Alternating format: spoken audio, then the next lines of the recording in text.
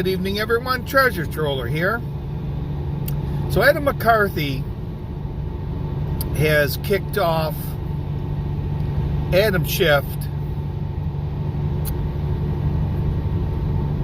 off in any of the committees, the select committees. And I can't think of the other guy's name. The guy that was having the relationship with the Chinese spy. Hard Bastard calls him Mongoloid Ken. I think his name comes up in the clip. But anyways, he was kicked off. And the Young Turks, well, they're butthurt about this. And of course, it has nothing to do with anything that makes sense. Of course, it's just vindictiveness and a little get back at him kind of thing. So here's the clip. Thing that he did. I have rejected the appointments of Adam Schiff and Eric Swalwell for the House Intelligence Committee. I am committed to returning the House Intel Committee to one of genuine honesty and credibility that regains the trust of the American people. That is definitely his focus. I don't expect that you're gonna be able to read that full letter, especially on mobile. So I'm gonna zoom in a little bit on one of my favorite excerpts. He says, I cannot put partisan loyalty ahead of national security, and I cannot simply recognize years of service as the sole criteria for membership on this essential committee. Integrity matters more, says the guy that put Marjorie Greene on Homeland Security. No, but like, look at that. So every single person knows exactly why he did this. And I mean both the people maybe on my side of the aisle that are against the move, as well as everyone on the right wing who is cheering this. They know why he did this. They wanted him to do this, and they're very happy that he did. The idea that he did it because he cannot put partisan loyalty ahead of national security is utterly ridiculous. Nobody actually believes that. Nobody on their side cares. They got what they wanted, Francesca, and isn't that nice for them?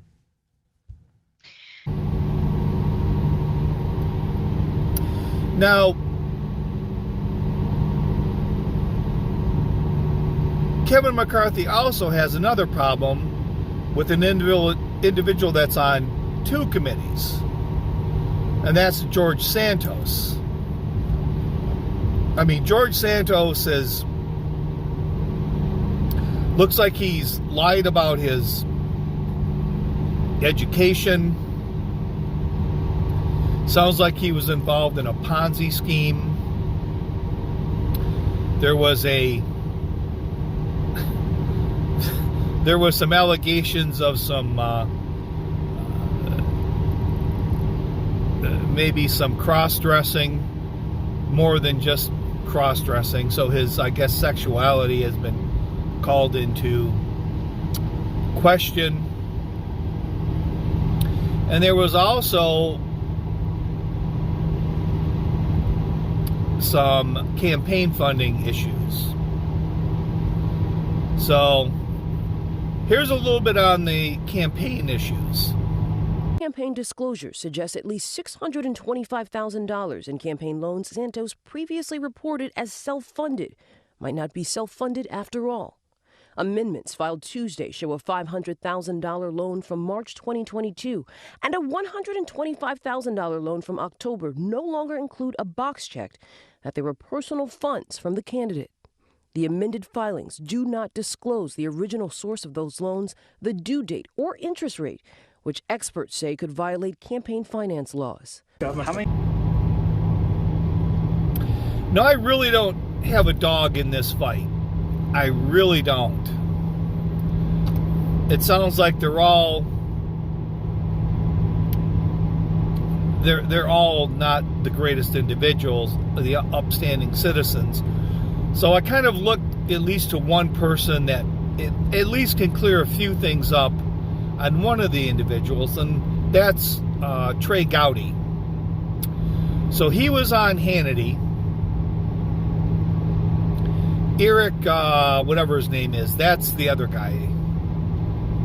Eric something, I believe. So anyways, here's Trey Gowdy giving his opinion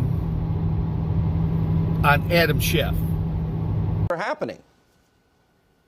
Yeah, Sean, that is the best analogy. It is not Ilhan Omar. It is what Nancy Pelosi did to Jimmy Jordan and Jim Banks. That was a select committee.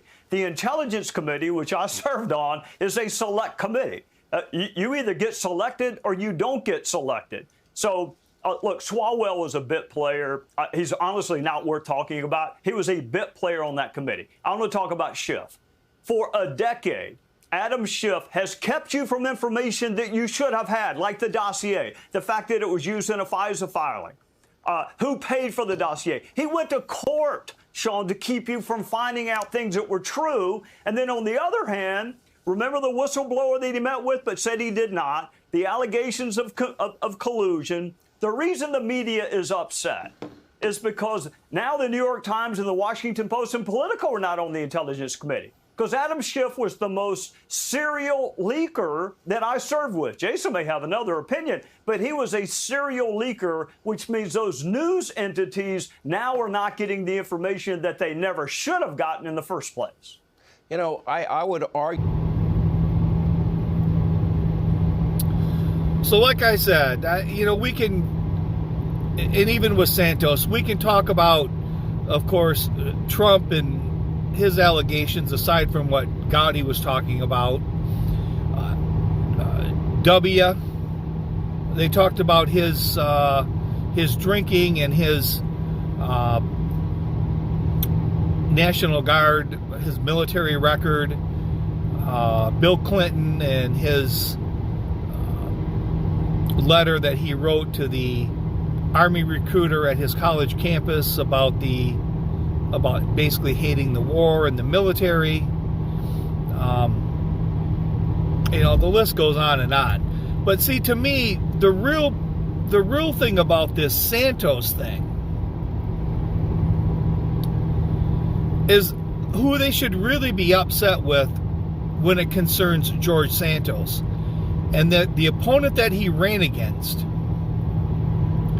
that his team couldn't dig up any of this shit prior to the election.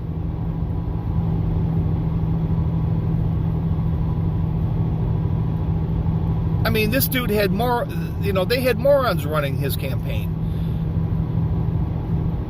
They should be more upset with his opponent for not being able to find this shit.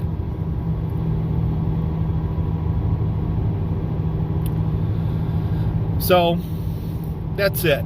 As far as Trey goes, I think he's nailed it with Adam Schiff. Of course, now Adam has decided to run for Dianne Feinstein's senatorial seat in 2024. I guess he figures that Dianne's done in 2 years. She should have been done about 20 years ago. But he's going to be running for the Senate seat, California, one of the Senate seats anyways. So, California, that's who you're going to be voting for. See, that's one way to get rid of classified documents, is just leak all the shit. They won't find any documents in Adam Schiff's home because he just leaks the shit. So that's one way around getting tagged with classified documents in your house. So maybe Schiff's onto something. So with that, this is Treasure Troller saying aloha and good day.